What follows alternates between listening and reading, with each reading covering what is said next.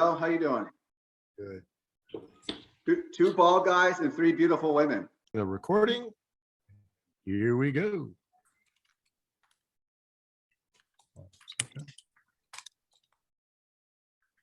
Hello, everybody. Welcome to our show. My name is Miguel Pena, Southern Florida Concierge Association, and on today's call, we have an amazing list of panelists. We have some of, again, our usuals, Andrew and Ceci, but today we also have Mika, as well as Mika Cow from Try a Tesla, Janelle Blanco from the GMCVB, and Laura Geralt from the GMCVB as well. Want to thank you all for joining us. The heat of summer is here. Belated happy Father's Day to all the fathers and fathers-like figures that are in our lives. And special Father's Day to all our dads that are in heaven watching over us. It's Juneteenth, a day of remembrance of our freedoms and all the people that are created equal. Let us strive and understand and celebrate all diversities. Although Juneteenth was yesterday, we're officially celebrating it today with bank closures and as a federal holiday, and some businesses are closed. So for those of you joining us, and today's your official day off, thank you very much. Fuel is approaching $5 a gallon. Airlines are reporting record cancellations due to the labor shortage. Just this past Friday, we had 1.2 million passengers at MIA. This year's highest passenger count this past Friday. Food costs and prices overall are on an upward trend. Now, how will that affect tourism? We'll soon find out when Andrew gives his report. A special recognition to all of our sales teams, hotel managers, and support staff that are on the call. We truly appreciate your support. This is probably one of the largest attended calls so far. We have over 120 RSVPs. We generally pace it about 60 to 70 per month. So I firmly believe, and I think Andrew can agree with me, that it's because of the lovely young ladies that are on the call today that are driving the traffic to the call and all the information as well. If you've joined us for the first time, welcome. On this call, we will share dates, facts, figures, stats, and South Florida tourism. We also have some entertaining and informative facts that we hope you enjoy. Another busy month in South Florida. How is summer trending? We're going to find out. July 4th is just around the corner. What's planned on South Beach? We're also going to find out. Now, very important, we've got merchandise. How this works for the new people that have come on board? Very simple. You're going to ask a question. The first person that answers yes on the chat will receive the prize. What we're giving away today. During Mika's presentation, 2 one-day Tesla rentals. We're also giving away a $50 gas card during Laura's presentation. And then we have during Andrew's presentation as well, Ceci's presentation, we have the Apple AirTags. So make sure you pay attention, be familiar with the chat feature on your computer. And we will begin. Without further ado, I'm going to turn it over to Mika. Mika, can you go ahead and power up your PowerPoint? Yes.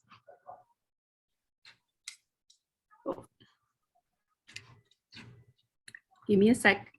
Sure. Take your time.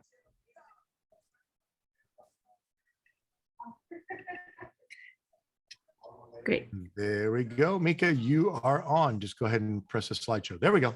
You're all set. Hi, everyone. My name is Mika. I work here at Try a Tesla, and we are a family office based in North Miami Beach, North Miami. I just want to introduce ourselves, and we're very happy to be featured as a panelist here at South Florida Concierge Association. Thank you, Miguel, for everything, for the support, for the help, and I'm very excited to get it started. So our founding history, we started with a parking lift system that was started in 2003, and our founder was initially doing this parking lift system for over 2 decades, and we basically installed majority of the parking lift system. As you can see in the hotels, a lot of in the valet people, they use the parking lift system to increase the efficiency of the space used. We also founded this Try Tesla brand in 2020. And we also, at the same time, were planning a real estate development on our current location. So that's the things we're going on. But today we'll focus on Try Tesla. Who are we? We're a Miami local family-owned business that has big dreams. So this is our members. We are a small team of driven, hardworking young ladies that take great care of customers. What's our vision? Our vision is to provide the Earth's greenest and bogus transportation solution. And our mission statement is to redefine our daily commute by providing the most cost-effective, energy-efficient, and time-saving options. And we incentivize individuals and businesses make energy-efficient decisions unconsciously by providing the trendiest and cost-effective electrical vehicle rental and leasing options. Here, what we mean by leasing is we do long-term rentals. This is our founder and president, Bruce Roden Sr., and we are working close with a lot of his family members here on our team. Here is me and my colleague Indre. We are, as I said, we are a very small team. So we too work closely on operating the business. Where we are, this is our location. And as you see, this is our headquarters. We have all our cars lit up outside in our parking lot for customers to pick up. We remotely control all of our fleet. And this is when the customer comes picking up the car. This is on the right-hand side, you can see this is Indre and this is the front office. This is our facility inside. As I said, this is a parking lift system that we installed, and basically we have the solo exclusive like a representation in this region. So we installed all these lifts for ourselves as well, and that enable us to put a lot of cars that under our facilities. We work hard. This is our family office. On the left-hand side, you will see a lot of teams working very hard. And on the right-hand side, you can see our car guy, Luis is cleaning our cars. A little bit about Tesla. Tesla's first car is called Roadster. And it was a two-seater sports car evolved from the Lotus lease. That was produced from 2008 and 2012. And the Roadster was the first highway legal serial production of all electric car to use the lithium battery cells, and the first production all electric cars to travel more than 200 miles. And it's also the first production to be launched into space. And it was carried into a Mars crossing orbit by a Falcon Heavy rocket test flight on February 6 in 2018. The battery, the Tesla's Roadstar is powered by this battery, and the battery system, AKA the energy storage system they call it, is comprised of 6,831 individual Leon cells.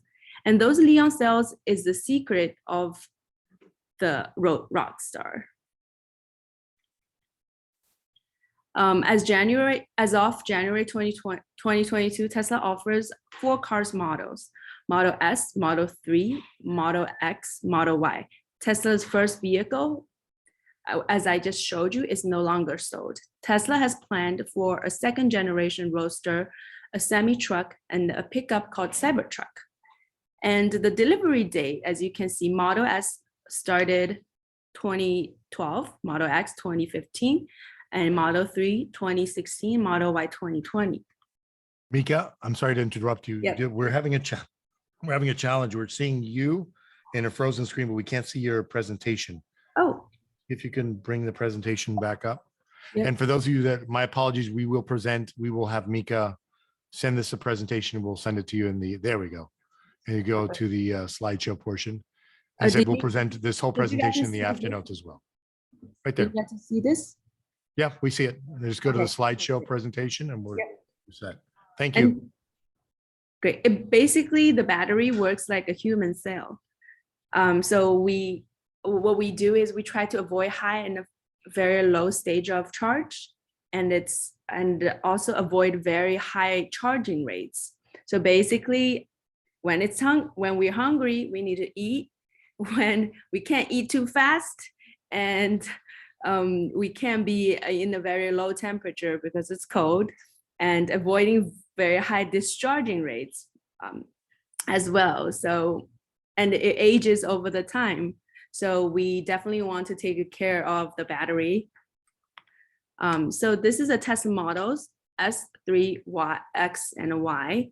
So you can see the pricings here, and actually they try to put the model as a sexy. So, and I think the E was getting the lawsuit, so they have to put it a 3. So it's as sexy still. And so there's a differences between standard range and the long range. Most of our cars, as a matter of fact, all of our cars are long range. And there's base model and the performance model. So a lot of the cars are base model and only a few of them are performance model. And these cars goes really fast. This is what we have. We have 60 cars for now, and we're ordering a lot more, and we're in line for 100 Cybertrucks as well. And we have different colors. This is all the colors we carry. So we are able to provide whatever the customer prefers. And on top of that, we also have customized colors. We wrap our cars a very fashionable way, and we are not afraid to be loud sometimes. So if your customer just very loud and they like very exaggerating things, or they like fancy stuff, and feel free to recommend this to them. This is our website. We don't forget the hyphens in between try a Tesla. This is our pricing model for concierge programs. As you can see, we do daily, weekly, and monthly. These price includes delivery fee. So if you go on our website, one-way delivery, it's about $100. Let's say if a Model 3, you can see we deliver the car. I personally would deliver the car to your hotel and give it to your customers. So like counting all the extra costs, this flat fee is way more, it's way better. And our concierge program, we want to be successful. We also want to give back generously to those who helps us. So we offer a profit sharing model. 20% of the profit of the rental goes to you. So if you rent a car for, let's say, like if a customer rents a car for $2,500 a month with including everything, within the amount we'll take out of the 7% tax and the rental surcharge $2 a day, delivery cost $40. Let's say it gives us a roughly about $2,250, and then we multiply the $2,250 by 20%, and so for it comes about $450 that we sell of ammo to our concierge directly. Our goal is for all the tourists in Miami knows about renting Tesla is an option, and we offer that. And we are the biggest Tesla fleet in South Florida, and we want to maintain that. And we want to offer the best concierge program, and we also want to offer the best customer service for our clients. What can you do? You can help promote a green lifestyle. Tell all your tenants about us. And please including us in your weekly and monthly newsletter emails. and we can collaborate and on hosting exhibitions and events. We can park our cars at your hotels or your facilities and do, an exhibit. And so feel free to reach out to me. I'm happy to see what's possible. And of course, help us spread the words. And we definitely need your help. Okay, the 2 questions here. Everybody ready? Before you start, before you start the questions, does anybody have any questions for Mika regarding the presentation? No? Okay. So few ground rules. If you win any of the prizes, you cannot win twice. So once you win, you may want to sit out because I want to make sure that we give the prize to everyone. So Mika, you ready for the question? Yeah. Okay. Yeah. Everyone ready with your chat? We're monitoring the chat room, and whoever has the first answer correct will win. Go ahead, Mika, ask your question.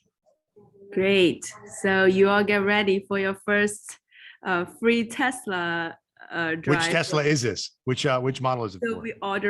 we offering 2 models, a Model Y and a Model 3. Okay, so this will be for the Model Y. 2. One Model Y and one Model 3. So which one is this? What This is going, this is, the 2 questions are actually, maybe I should take it out. Yeah. Okay. So the first one is for the Model Y. First one's for the Model Y. Okay, go ahead. Ask your question. Great. So the first question is, what's the name of the first Tesla car? Woof. That was quick. You guys don't play. I'm going back. Let's see. It says the Roadster. Is that correct? Yep, Roadster is correct. So it looks like Jason Holloway is the winner. Everybody correct? Jason Holloway, you are the winner of the Model 3. A Model Y. Model Y rental for 1 day. So Amika will be in contact with you, Jason. Congratulations on your win. And thank you for everyone for participating. Man, you all were right. Cool. Okay, next one. You ready for the second one? Okay. Let's go. The second one is, when was the car and when did this car start delivery? Okay, another rapid response. 2003, is that correct? 2008 is it correct? 2008. So see, we have a 3, a 9, 18, 12, 2008, Jonathan Sabin. Jonathan, congratulations. You are the winner with the correct answer. Now, why is such a disparity over the years? You sure it's 2008? Let me actually double check. Okay, please. I don't wanna...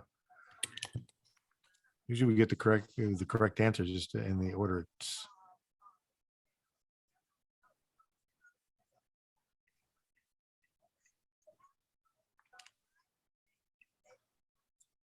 Yeah, Roadster, it's a 2008 version. Okay, so 2008. All right, congratulations, Jonathan. We will be in contact with you. Thank you for everyone that responded. And if you have any questions,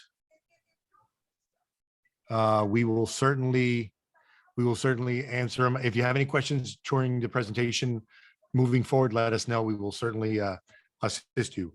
With that, we are moving on to the stats and figures, the meat of the entire presentation. For those people that enjoy this data, I certainly enjoy it.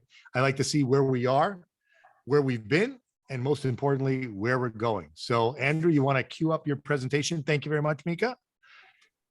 Thank you. Thank you. Andrew's queuing up. And for those of you who don't know who Andrew is the man that has all the information. Very fancy title too, Director of Research and Business Intelligence. Andrew Wobensmith with the Greater Miami Convention and Visitors Bureau. Kind sir, you have the microphone and the screen. Thank you. Well, thank you, and good morning, everybody, and a great presentation. I think if anybody here was late, just so you know, we're giving away prizes. There's after this presentation, there's a question series, and we're going to give away a Tesla. So just make sure you're paying attention. So as you mentioned, Miguel, and we were talking at the very beginning, and you had mentioned some of the things, and you've been paying attention, right? Every month I've been giving this presentation since last August. So thank you for having me come back every month. And for those of you that have been here sticking around the whole time, I appreciate the support, and I really happy to hear the praise and people using this information for their folks. And so if you're new, then this is what we do every month. I give a snapshot of our industry. I put my information into facts. Sometimes there's a little bit of subjectivity there. You can certainly take that information and interpret any way you want, but I'll give you my understanding of what's going on in our industry, as well as some potential leads on where we think that we're going. So with that said, let's jump into this. I usually start out with some national traveler sentiment. I think this is good. We look at survey research that will give us an idea of how our travelers are thinking right now. And there's really no surprises here that travel demand is still high. But as we've talked about for months, and we all are aware of, there are certainly a lot of financial issues that are going on here, really all around the world, but certainly here in our country, we can certainly talk about that. We know that rising gas prices continue to be a concern. That has been echoed more and more over the last several months and is not going to be going away anytime soon. Some of the ways in which consumers are going to be adjusting for these gas prices will be to take trips closer to home. They may reduce the number of trips. They may reduce some of their spending on their trips. So very interesting and important to look at as people are traveling, where it is they're going to be spending their money and how much. And the concerns are really great. The concerns that one's personal financial situation would impact your decision to travel, it's still at 25%. However, there's a lot of people are saying that the concerns about the rise in transportation costs are even higher than they have been in the last couple of months. That said, again, the demand is still high for travel, but there are factors that might reduce your decision to fly this year, such as the rising fuel prices, health. There's still COVID concerns out there. There are certainly risks of delays and cancellations, and some people are even saying the behavior of fellows or passengers may not really be something attractive for them as they're traveling. On this next little piece here, Wallet Hub, I shared this same survey information last month, and I normally don't do that, but this survey really hit me when I first shared this last month, because I think it really sums up where we are and where we could potentially be going. Wallet Hub did this summer travel credit card survey, and some of the stats that I really just loved out of that, and again, I shared this last month, but it's worth sharing again. One of these things I really loved was 1/3 of travelers said they are likely or very likely to apply for a new card before taking a road trip this year. I thought that was really interesting, because this could be a way in which people are handling these issues with finances. Rather than worry about the gas prices or worry about these rising costs, they may just be saying, I know how we're going to do this summer. Money may be tight, but we're just going to get another credit card and we're going to put it on the credit card. And it mentions here too that a lot of Americans know that travel will get them into debt, but it looks like even more this year are more willing to go into debt than they have in previous years in order to travel. I thought that was very interesting and thought I'd worthy to share again. In the past several months, I've been sharing a lot of economic data, and I'm not going to do that this month. A number of reasons why. For one, we could probably spend a lot of time talking about economic data and what we see going on there. I think another reason why is let's just call out the elephant in the room, that there's a lot of problems out there in our economy, and there's a lot of things that we're facing here. Rather than to mire us all down into the what could be, what might happen, there's a lot of things that are not so great out there. I think that for the purposes today, what we really understand is how it is we're actually doing, because ultimately that's what matters. As much as things are going on out there, ultimately for our industry, for the hospitality industry, is what is going on in our industry, and even more importantly, of course, what's going on here in Miami-Dade. So we'll focus on that, and we'll talk about the actual performance of our industry. I'll stop for a moment here, and I'm not going to talk very long on this because we have a great presentation coming up on restaurants. But as many of you are aware, we are now at the Michelin status, right? We have finally achieved Michelin status here in Miami-Dade County. 65 Miami-Dade residents are now listed in the Michelin Guide. 11 earned at least 1 star. And I can't pronounce any of these names, so I'm not going to read them off, but there they are. Anybody could Google these and find out where they are. I'll mention here that there's a 3-star system, or actually 0 to 3 stars.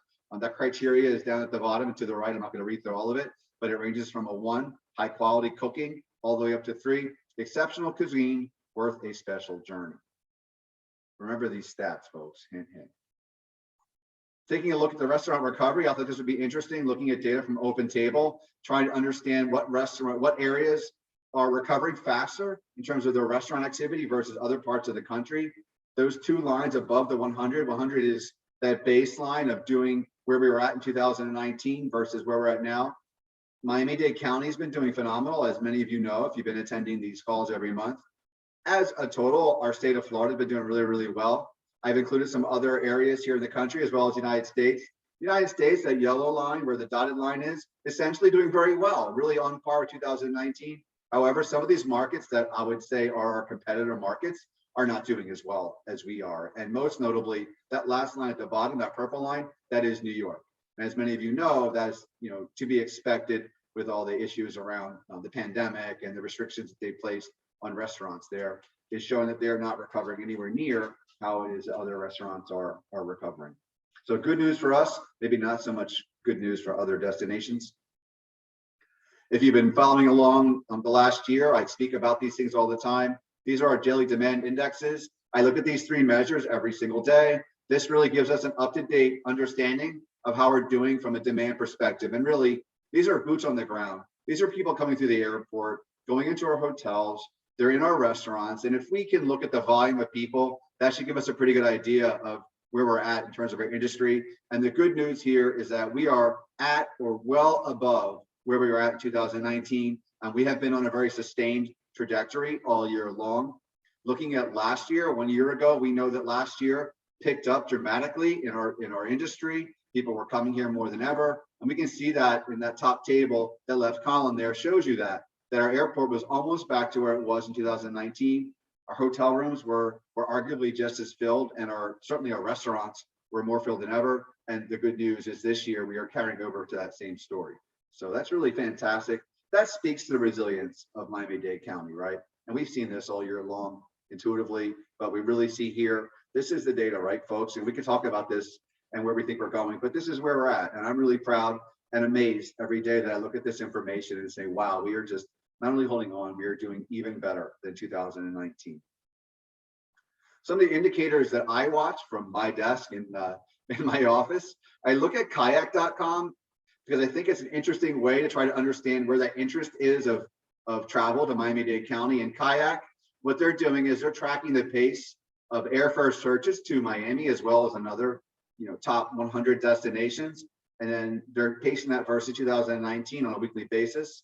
I said to myself, let's look at that and put that on a chart to see if that interest in search activity is going up or down this year. We can see at the beginning of the year, those blue bars indicate the percent change in 2019 of airfare searches to Miami as opposed to now. And so we did see a negative in the beginning part of this year. Along with that, I've charted out the number of actual hotel rooms sold pace-wise. So it's really just looking at the volume of searches for airfare to Miami-Dade, as well as the number of hotel rooms that were sold at Miami-Dade. And in that way, we can understand how we're sort of making that complete airfare search all the way over into actually staying in our hotels. And the good news here is that by March, we saw an incredible amount of pickup and even positive versus 2019. And it looks like for the most part, that trajectory has held.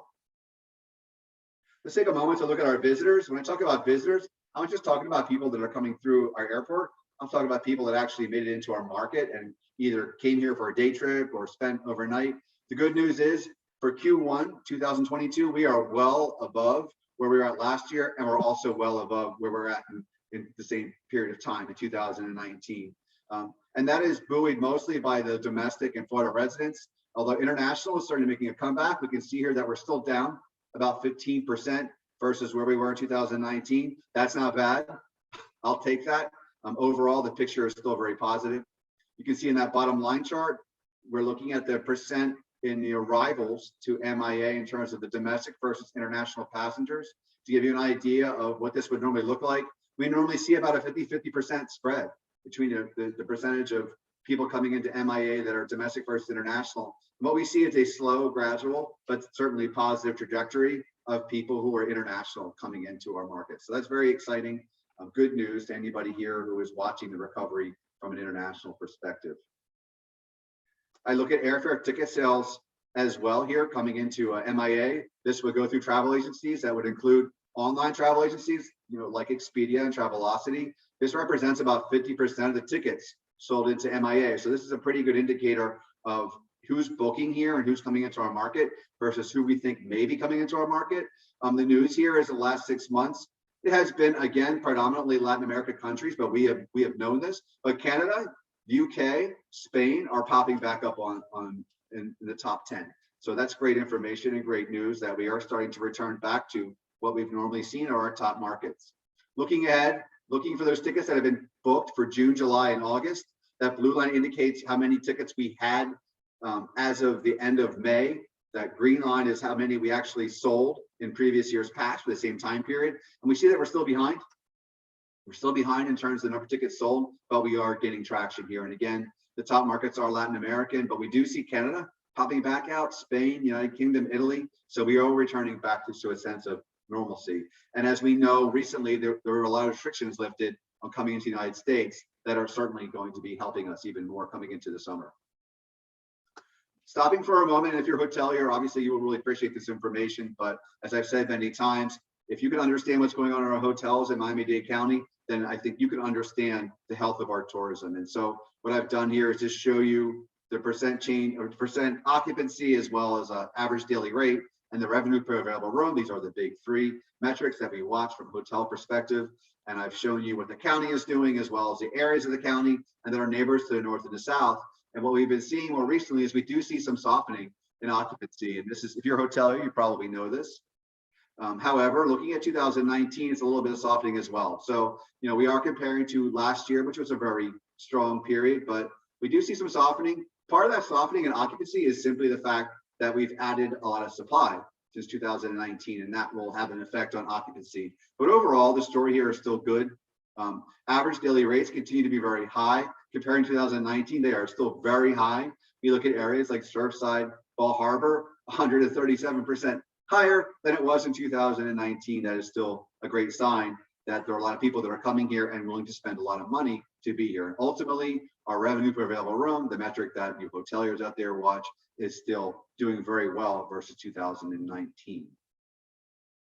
Looking at that trend, the 52-week hotel occupancy, we have trended a little bit below. That solid line is where we've been at for the last 52 weeks. The dotted line is where we were at in 2019. And what we can see here is that there's still some gaps between occupancy versus now versus 2019, but it's not that bad.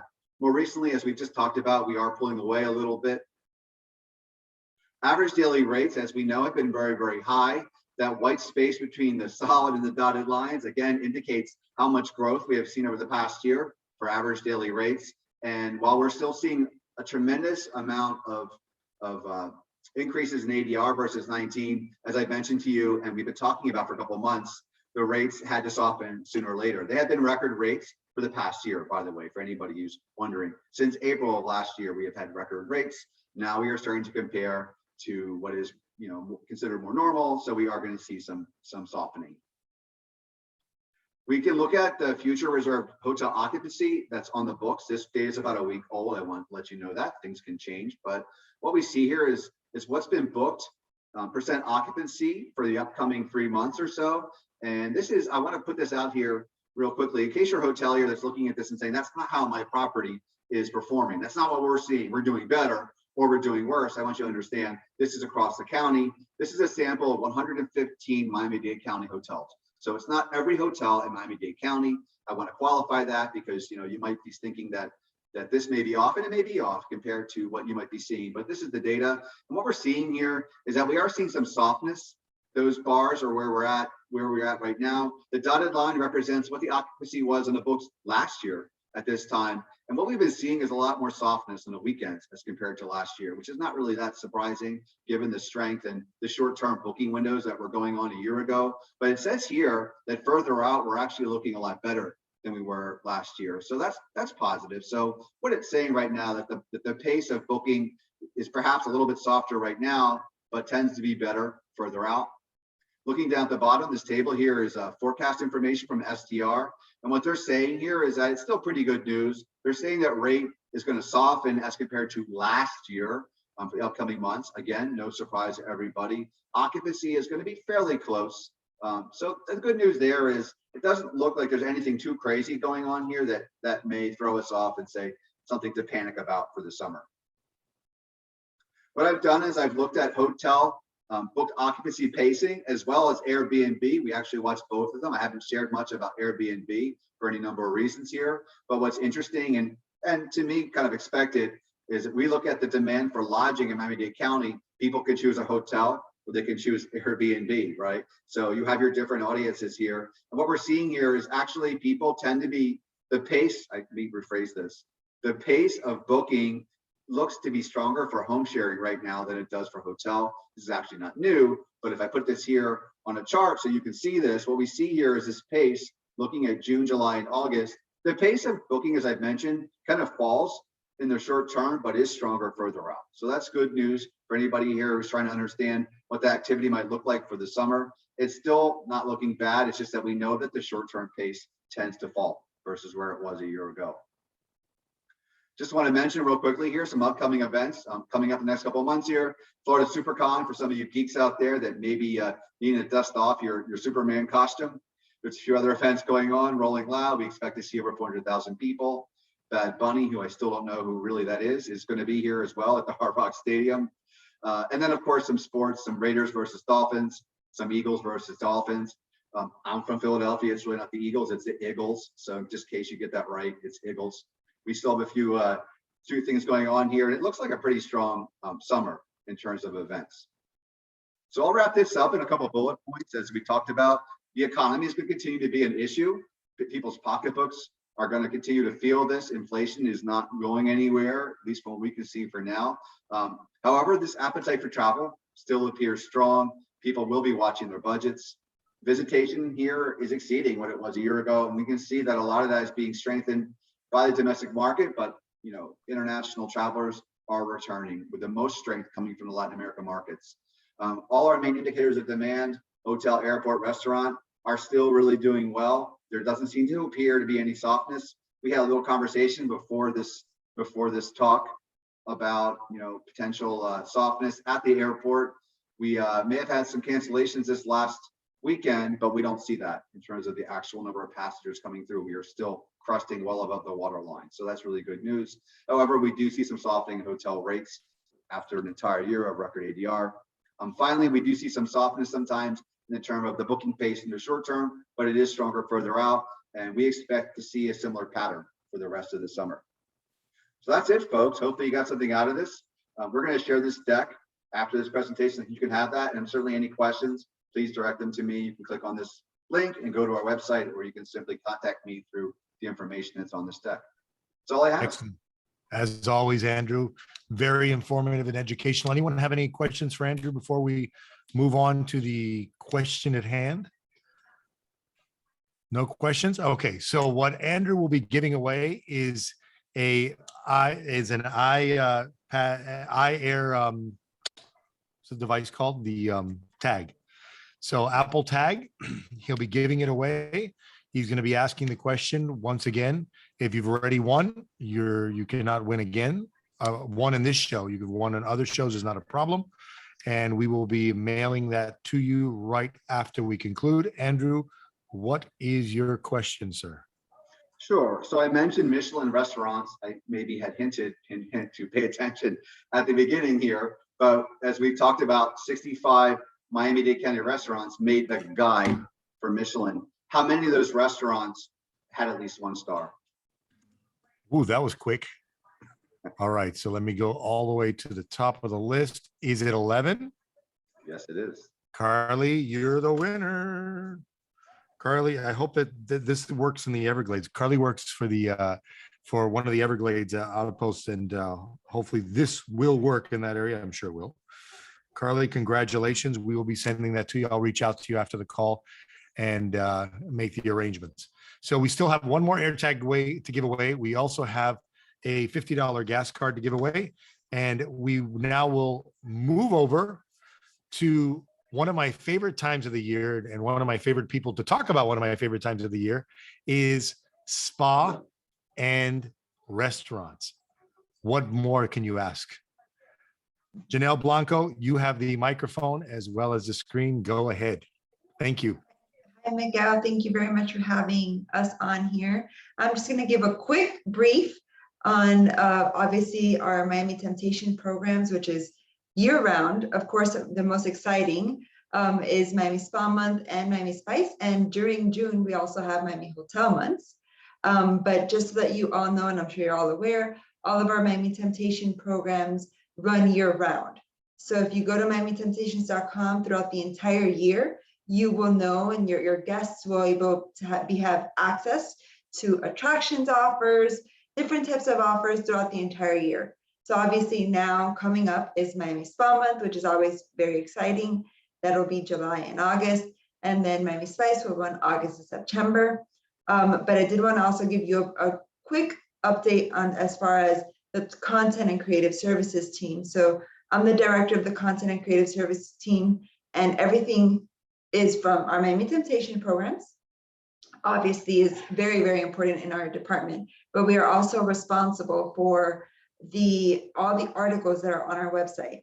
So what we're trying to do is we're redoing our website. That's a different team that's redoing it, but Josie's team is redoing our website, and we're responsible, the content and creative services team is responsible for making sure that we have all of the articles, that it's more than 800 articles on our website that have the correct content and that are visually appealing. So we're responsible for that. And I just want to let you all know that our website gets so many hits. So I know that Andrew gave a quick update and very detailed update about all the visitors that are coming or planning to come to Miami. And it's really exciting that we see that not only in the numbers, but we also see that on our website. So I can tell you that whatever Andrew shared with you is true, because we're seeing it on our website. And so that's it for the content and creative services team. I look forward to hearing from all of you. If you have any questions or you have any updates that you would like to share with us from your hotels that you'd like us to have, please, please, please always send an email to content@gmcbb.com. I'll put it on the chat as well, but I'll give the floor to Laura so that she can give you guys an update on our Miami Spa and Miami Spice programs. Thank you. Thank you, Janelle. Am I muted? Okay, no, it's always, I'm muted, I'm speaking. Okay, I'm gonna share this. Do you guys see everything? Good? Thumbs up, panelists? Okay. All good. Thank you, Janelle, and thank you, Miguel, for having us. My name is Laura Gerald. I'm the program manager of the Miami Temptations program, so I work very closely with Janelle and the rest of the content and creative services team at the Bureau. First up, we have June through September. It's Miami Hotel Months. We have we're nearing almost 100 hotel packages offers throughout the summer. Our participating hotel partners curated hotel packages with incredible offerings such as special family packages, resorts credits, luxury amenities, and did my thing go? Do you guys see that? Thought it went smaller. No, we see everything. Yeah, luxury amenities, complimentary meals, and so much more. The offers are also like staycation packages, best room rates for book and travel during June through September. Our dedicated program landing page is on Miami and MiamiBeach.com with individual booking links that are provided by our hotel partners. Our marketing efforts are part of our year round for our hotel partners. So that's Hotel Month. You guys, it's running already, but hotels are more than welcome to shoot us an email, and I'll put that info at the end here. So you guys can ask for more information if you want to submit an offer for that. Next up is Miami Spa Month, celebrating its 15th year. It's the second longest running program at the GMCBB. We have participating hotel, day, and med spas that are offering treatments for as low as $109, $139, and $199 for those great packages for a full day experience. A lot of them are having letting you do pool access, beach access. You can find all that info on the website. This year, more than 30 spas across Greater Miami and Miami Beach are participating. We have a dedicated program landing page on Miami and MiamiBeach.com with paid marketing efforts for both paid and organic for consumers to the program site. Last year, almost 500,000 page views in 2021, and the program also receives a lot of really great PR and media coverage throughout.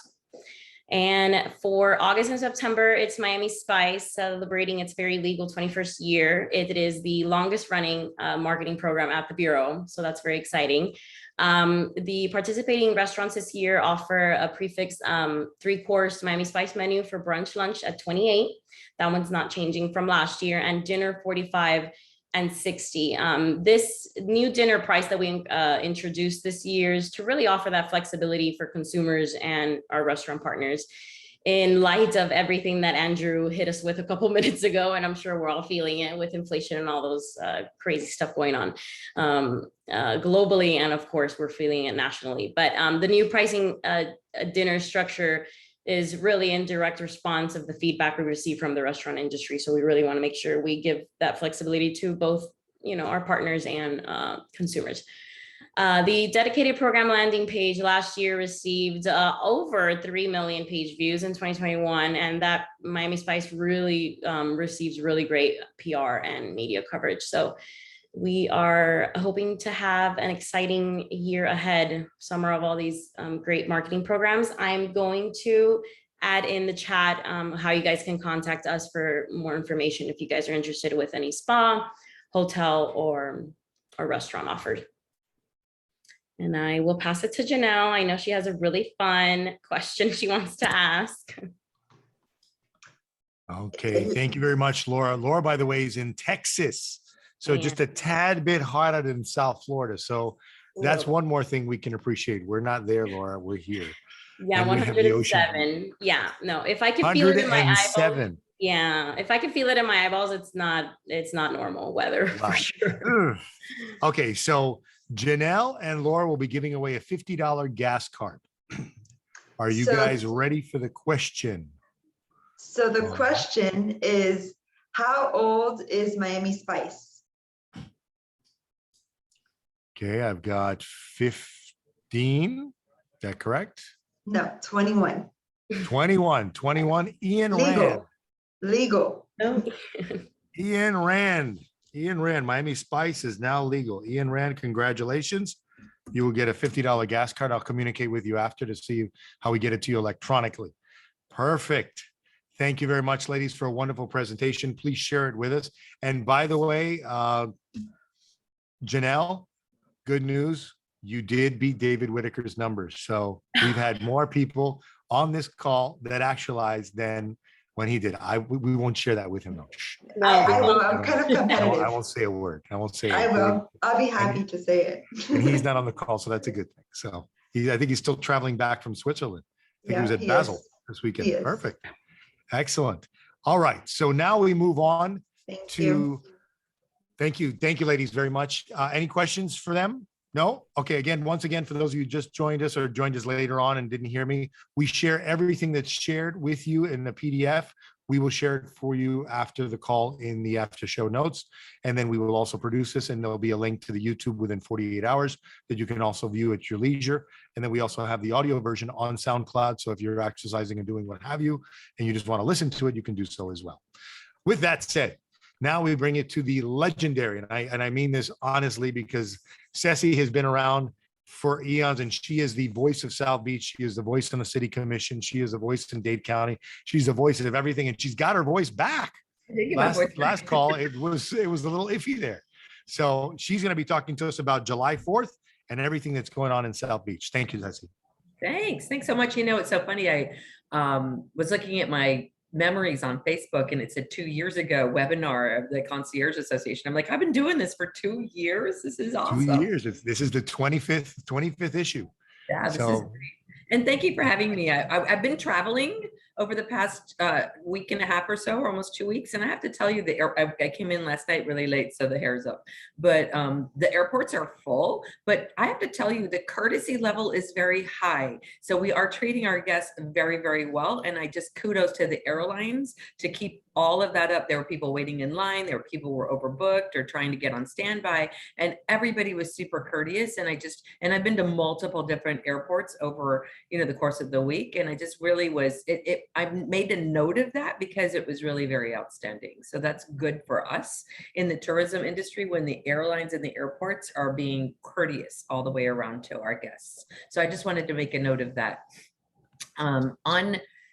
On Ocean Drive, we've been having the Ocean Drive, and Janelle is on, and I'm really grateful to her. We've been having the Ocean Drive Promenade music series. So from 13th to 15th to 14th and a half is no traffic. And the city asked us if we would activate this to make it just not a void. So every Sunday, it started at 5. Now we're going to 7 because of the sun. We have a string quartet, or we have Jazz Appreciation Month in April. So we had Nicole Henry and Milton Mustafa and and Danny Mixon that flew in for this, right, with the overture of to Overtown.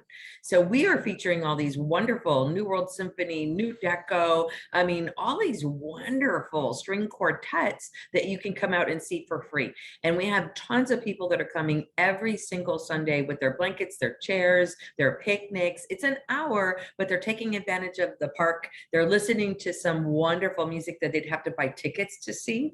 So, and they're also, I love having the little kids like dancing ballet to the classical music. So they're getting a musical appreciation that you can't otherwise kind of get because you're not going to take a little kid to a concert hall, for example. So I'm very proud of the partnership that we have with the GMCBB. And because of this, the GMCBB put together a website for us, and it's called Ocean Drive Arts. As you know, the mayor is really strong about making it the art and culture Art Deco district, right? So the art and culture comes from us promoting that. So actually Janelle has been helping with that. There's content that you can put there. I think what's going to end up happening is the Wolfsonian is really going to be our cultural anchor. It is right up against Ocean Drive. It is and it is FIU.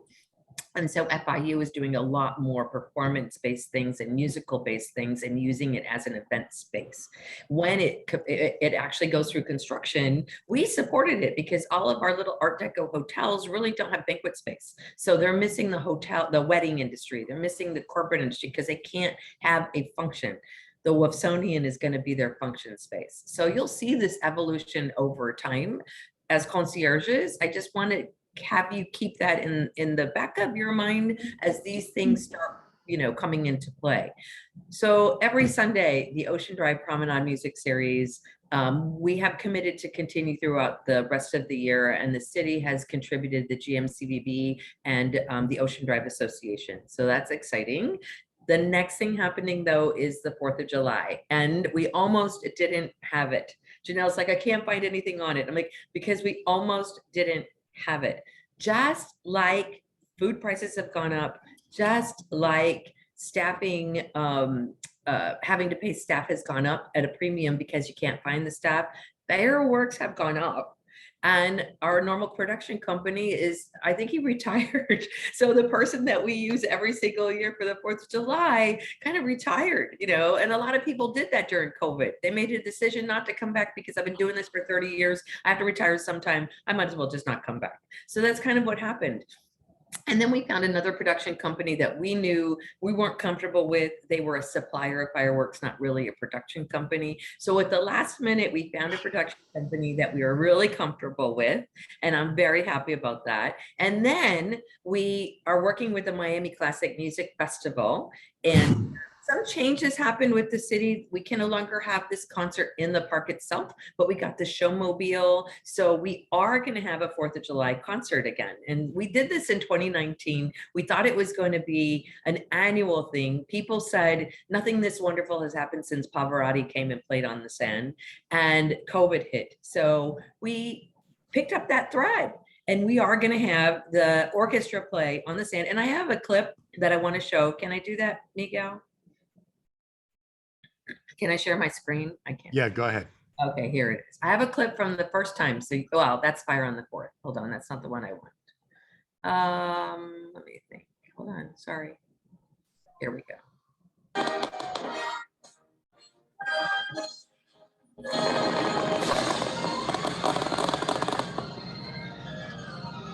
We're showing Fire on the 4th. No, this is the Miami Classic Music Festival in Lummis Park on Ocean Drive. This is what we did in 2019. This is only going to take a minute. So right in the middle of the park, a full orchestra of 50 musicians with fireworks going off right over them for the 4th of July, Independence Day.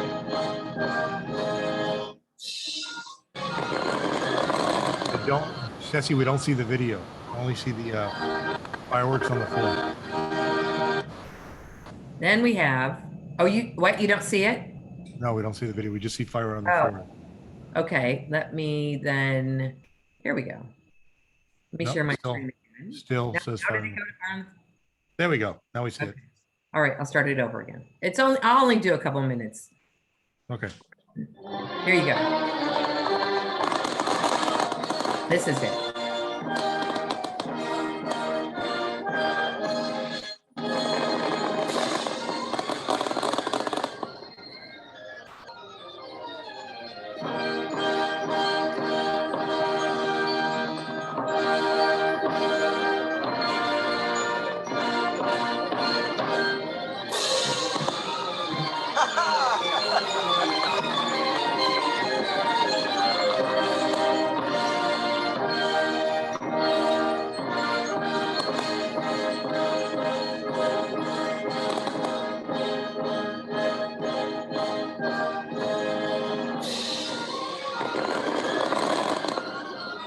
Okay, so that gives you a great idea. I'm going to stop sharing. That gives you a Excellent. great idea of what we're doing in Lummis Park. It's wonderful. You could see it from, miles around. It is the South Beach fireworks. I am positive that every hotel with a rooftop is going to have some kind of a 4th of July party. Their Lowe's usually has a special VIP thing that they put together for that. So we are going to have the fireworks. I actually got that confirmed only last week. So that's why you haven't seen anything on it. I'm going to spend today putting it out there. So we are going to have this wonderful program. The program will start at 8:30 and the orchestra, which is about 60 musicians, is going to start playing, and we'll have opera. We'll have some singers that are opera and Broadway. So they're going to start at 8:30 with opera, Broadway, popular songs. Right at 9 o'clock, when the fireworks go off, the orchestra will be playing the 1812 Overture. And after that, they will be playing all of the military songs. I have to tell you, it was so incredibly moving because when we did this in 2019, we had veterans there and they were so emotional over hearing the military tunes. The fireworks go for about 15 minutes from 9 to 9:15, and the orchestra will continue to play till 9:30. That's what we have for South Beach. I mean, we have so many things going on in South Beach. We really don't have to have a lot of activations, but this is going to be the centerpiece. And then you saw already the fire on the 4th, so I'm not going to be putting that back up. That was actually on the GMCVB site. So the city of Miami Beach, and with the GMCVB promoting it, are going to have this wonderful fire on the 4th that they have every year. And that starts at noon on the 4th of July. And over by the North Beach Bandshell, the new Miami Beach Bandshell. And they're going to have a lot of kids programs. They're going to have a lot of music going on at the same time. It's not classical music. It's a little bit different, very family friendly going on. And that's the fire on the 4th. So it's a wonderful family experience on North Beach. We have the wonderful South Beach experience as well. So we're going to have and come back to an amazing 4th of July. We should be celebrating this country. We know the world right now is in turmoil. It breaks my heart to see that we were once again in this kind of warfare environment where people are afraid for their lives. And I just want world peace. And it's so sad to see that we have gone backwards. And more than ever, I think we need to show patriotism and appreciation that we live in the country that we live in. I'm just really emotional about this. So I'm really looking forward to this 4th of July, and I'll be sending all of this over to Janelle. And if you are doing anything on Ocean Drive, I know the Avalon started with a little Cuban trio. I know some of these other hotels and venues are starting to get with the live programming and the arts and culture. We also will post all of that on the oceandrivearts.com site. So you'll see a lot of things happening. And they also are putting, and Janelle's really good about this, putting other things like the tours and some things that are peripheral to us, because it can be more comprehensive. Our goal, listen, Wynwood is not my competition. Brickell is not really my competition, but certainly if people are on Miami Beach and staying here, we'd love for them to stay on Miami Beach, right? And so we want to offer them things that are culturally interesting, creative, things for children, things that they feel like they're part of South Beach, part of Miami Beach, and don't have to rush off somewhere else and just come back for, the beach and for their hotel rooms. So yeah, I am really looking forward to it as well. It's going to be on the hard pack. It is going to be bring your own chairs, bring your blankets and that type of thing. When we had this 2019, I loved seeing families with picnics come out and use Lummis Park, right? But Lummis Park is too empty. And so what I saw on the 4th of July from 2019, it was just full of families, and it's just a lovely place. Of course, we have over 40 sidewalk cafes. We've got a lot of hotels that have rooftop experiences that'll be provided. The Dream always has a beautiful rooftop party. I know the Moxie and the Good Times are having good rooftop parties as well. Also, Nikki Beach will be having their fireworks.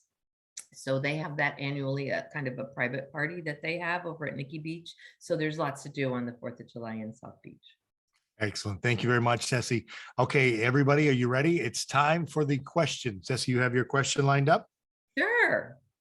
Sure. Okay, get ready to chat. And Ceci, go ahead and give us the question. What does the orchestra play right at the stroke of 9 p.m. when the fireworks go off? Orchestra plays. Let me know if it's correct. Michael Del Toro was so quick on the draw. Michael Del Toro, 1812?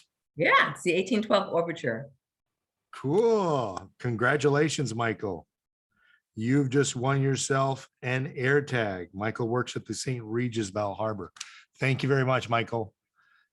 Thank you, thank you, thank you. Everybody actually got it. Amazing. Cool, cool, cool. All right. Thank you. Fun stuff. Very important. I know I'm running a few minutes late, about 2 minutes over. Happy 4th of July, everyone. It's easy to make a buck. It's tougher to make a difference. Let's strive to make a difference in the lives of our lives and the lives of others. As Ceci said, it's a crazy time we live in, but we can make strides to perform random acts of kindness, make a difference in someone else's life.